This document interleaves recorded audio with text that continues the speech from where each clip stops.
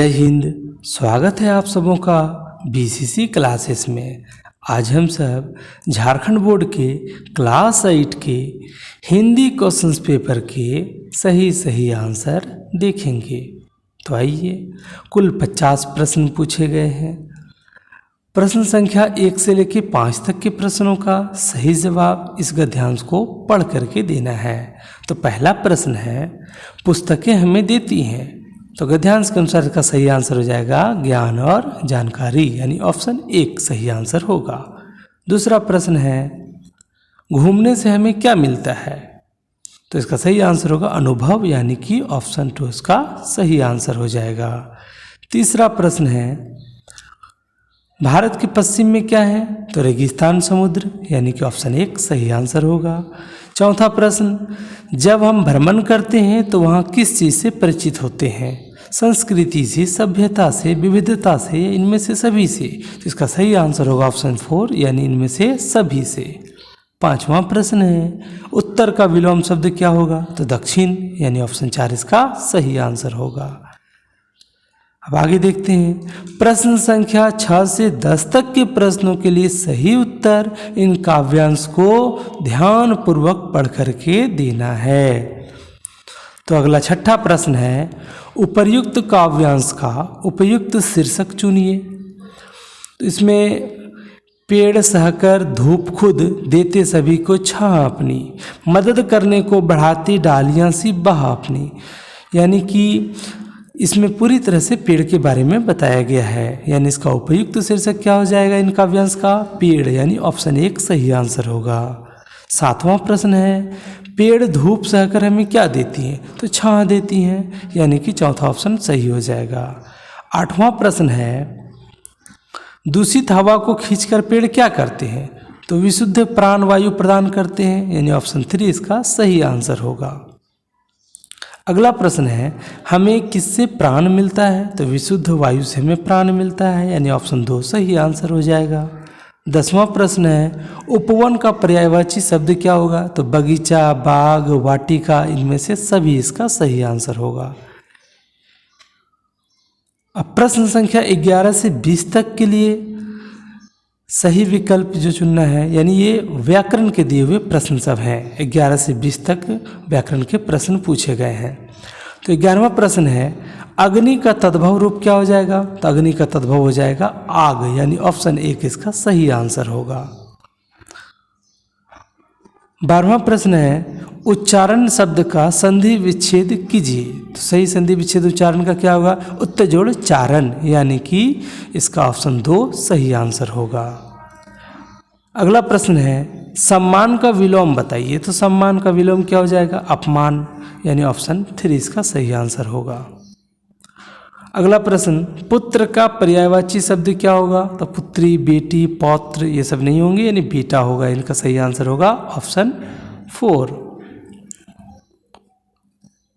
15वां प्रश्न है, अभिमान शब्द में उपसर्ग बताइए। तो अभिमान शब्द में उपसर्ग क्या है, अभी उपसर्ग है, यानी कि ऑप्शन 2 इसका सही आंसर हो जाएगा।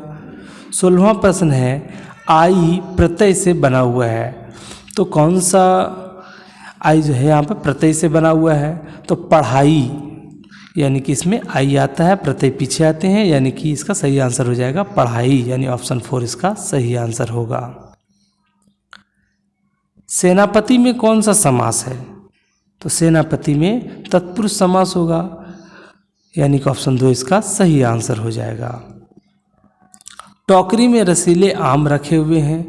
तो इसमें विशेषण क्या हो जाएगा। तो विशेषण रसीले हो जाएंगे, यानी 18 का सही आंसर क्या हो जाएगा, ऑप्शन 2, यानी कि रसीले। 19वां प्रश्न है, मिद्दू खाली जगह राखल के साथ कुछ अमरुद भिजवाए थे। तो कारक चिन्ह रिक्त स्थान की पूर्ति कीजिए कारक चिन्ह से। तो कारक चिन्ह यहाँ क्या लगाना पड़ेगा, ने, यानी कि तीसरा ऑप्शन सही हो जाएगा। मिद्दू ने राखल के साथ कुछ अमरुद भिजवाए थे। अगला 20वां प्रश्न देखते हैं, हाथ मलना मुहावरे का सही अर्थ क्या होगा। तो बहुत पछताना, यानी ऑप्शन 4 इसका सही आंसर हो जाएगा। 21वां प्रश्न है, यानी प्रश्न संख्या 21 से लेकर 25 तक के प्रश्नों का सही उत्तर इस गद्यांश को पढ़ करके देना है। हमारी शासन व्यवस्था की नींव है भारतीय संविधान। इसके निर्माण के लिए 1946 में गठित संविधान सभा में इस पावन धरा के कई सपूतों ने अपनी सक्रिय भूमिका निभाई थी। इनमें से दो थे मरांगगोम के जयपाल सिंह मुंडा एवं बाबू रामनारायण सिंह। तो 21वां प्रश्न में पूछा गया है उपर्युक्त गद्यांश किस पाठ से लिया गया है। तो इसका सही आंसर हो जाएगा ऑप्शन 3 यानी कि झारखंड के दो सपूत। 22वां प्रश्न है हमारी शासन व्यवस्था की नींव है, तो क्या हो जाएगा भारतीय संविधान यानी कि ऑप्शन 3 सही आंसर हो जाएगा। 23वां प्रश्न है मरांगगोम के किन्हें कहा गया है, तो जयपाल सिंह मुंडा को, यानी सही आंसर हो जाएगा ऑप्शन 1। 24वां प्रश्न है सन 1946 में किसका गठन हुआ, तो संविधान सभा का, यानी ऑप्शन 4 इसका सही आंसर होगा। 25वां प्रश्न है सपूत का विलोम क्या होगा, तो कपूत, यानी ऑप्शन 1 इसका सही आंसर हो जाएगा। 26वां प्रश्न है छोटा जादूगर पैसे क्यों कमाना चाहता था, तो माँ की सेवा के लिए, यानी कि ऑप्शन 1, 2 इसका सही आंसर होगा। 27वां प्रश्न है लेखक की पत्नी ने तमाशा देखने के बाद छोटा जादूगर को क्या दिया, तो रुपया दिया, यानी ऑप्शन 3 इसका सही आंसर होगा। और कितने रुपये दिए ये सब आप सब कमेंट बॉक्स पर लिख करके हमें बताएंगे। 28वां प्रश्न है हमारे आचरण पर किसका गुप्त प्रभाव पड़ता है, तो संगति का, यानी ऑप्शन 1 इसका सही आंसर हो जाएगा। 29वां प्रश्न है विश्वास पात्र मित्र जीवन में किसके समान है, तो औषधि के समान है, यानी ऑप्शन 4 इसका सही आंसर हो जाएगा। 30वां प्रश्न है बड़े भाई साहब कापी किताब के हाशियों पर कुत्तों बिल्लियों की तस्वीरें क्यों बनाया करते थे, तो दिमाग को आराम देने के लिए, यानी ऑप्शन 3 इसका सही आंसर होगा। 31वां प्रश्न है बड़े भाई साहब छोटे भाई से हर समय पहला सवाल क्या पूछते थे, कहाँ थे, यानी ऑप्शन 4 इसका सही आंसर हो जाएगा।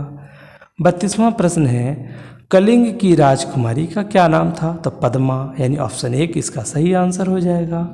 33वां प्रश्न है अमरूद का पेड़ पाठ में लेखक के मकान का मुखड़ा किस ओर था, तो पश्चिम की ओर था, यानी ऑप्शन 2 इसका सही आंसर होगा।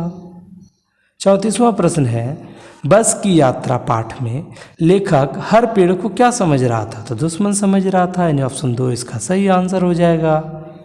35वां प्रश्न है डॉक्टर चंद्रा में कौन कौन से गुण थे, तो धैर्य दृढ़ इच्छा शक्ति लगन इनमें से सभी, यानी इसका राइट आंसर होगा ऑप्शन 4।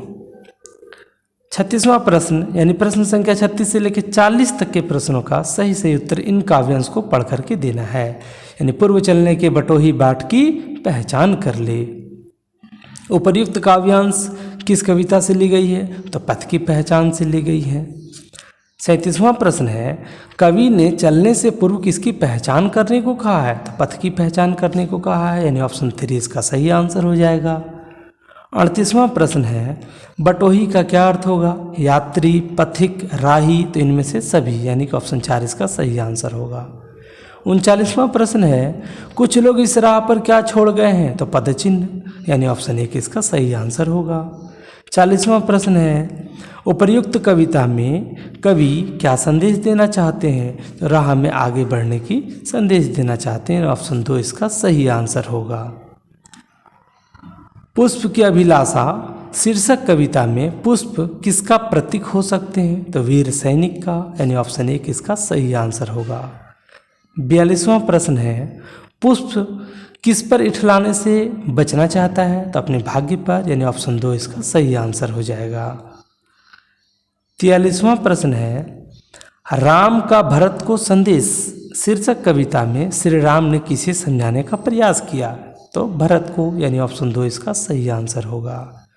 44वां प्रश्न है श्री राम ने भरत को किसका पालन करने की सलाह दी, तो राज धर्म का पालन करने की सलाह दी, यानी ऑप्शन 3 इसका सही आंसर होगा। 45वां प्रश्न है तुलसीदास जी के अनुसार मुखिया को कैसा होना चाहिए, मुख के समान होना चाहिए, यानी ऑप्शन 1 इसका सही आंसर होगा। 46वां प्रश्न है किस कविता में प्रकृति को प्रदूषित नहीं करने के लिए प्रेरित किया गया है, तो उस पर कविता का नाम है बूढ़ी पृथ्वी का दुख, यानी ऑप्शन 3 इसका सही होगा। 47वां प्रश्न है, रात के सन्नाटे में नदियाँ क्यों रोती हैं? तो प्रदूषित होने के कारण, यानी ऑप्शन 2 इसका सही आंसर होगा। 48वां प्रश्न है, तुलसीदास रचित राम का भरत को संदेश कविता कहाँ से ली गई है? तो रामचरित मानस से ली गई, यानी ऑप्शन 2 इसका सही आंसर होगा। 49वां प्रश्न है, डायन एक अंधविश्वास शीर्षक कविता में गांव के लोग किसी की मृत्यु होने पर किसे जिम्मेदार मानते थे? तो बूढ़ी औरत को, यानी ऑप्शन 4 इसका सही आंसर होगा।